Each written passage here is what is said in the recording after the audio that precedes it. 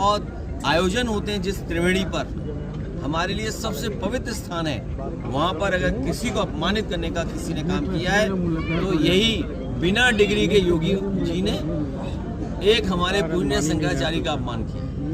और मैं ही नहीं, इस देश के पूरे सनातनी और पूरे पीढ़ी के लोग पूज्य शंकराचार्य का जिन्होंने अपमान किया है उनको वोट के माध्यम से बाबा साहब भीमराव अम्बेडकर जी के अधिकारों से सबक सिखाने का काम करेंगे। मणिका घाट को लेकर के भी उन्होंने एक सवाल किया है, कहा कि मणिका घाट का वो विकास कर रहे हैं लेकिन समाजवादी पार्टी उसका विरोध कर रही है।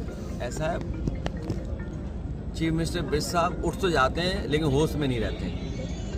उनसे गलती हुई है कि मणिकर्णिका घाट उन्होंने तोड़ दिया।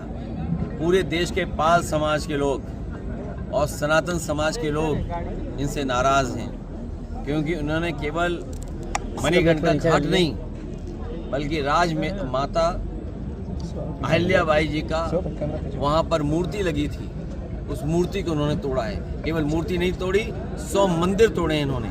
100 मंदिर के साथ साथ नरेश, जो हमारे नेपाल नरेश हैं, उन्होंने एक घंटा दिया था, वो भी चीफ मिनिस्टर बिरसा साहब ने चोरी करवा दिया।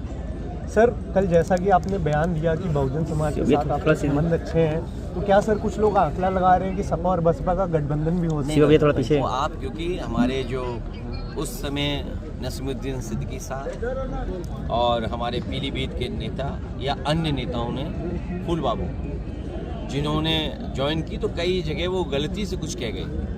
तो उस बात को मैं कहना चाहता था कि वो बहुजन समाज कहना चाहते थे, क्योंकि बहुत दिनों से उनके चीज़ें कुछ रटी हुई थी, तो इसलिए कुछ और निकल जा रहा था। इसलिए मैंने कहा कि बहुजन समाज और समाजवादी पार्टी का बहुत पुराना गहरा रिश्ता रहा है, और एक समय पर बाबा साहब भीमराव अम्बेडकर जी और डॉक्टर राम लोहिया मिलकर के काम करना चाहते थे।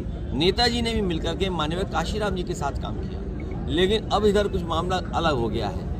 इसलिए उन बातों पे मत जाइए। हमारी पार्टी की कोशिश होगी कि बहुजन समाज, पीडीएस समाज और जो पीड़ित है, दुखी है, जो अपमानित हो रहा है, उन सबको साथ ला करके इस भारतीय जनता पार्टी को हटाएं। Thank you sir. आप साइड चलाओगे तो जिंदाबाद।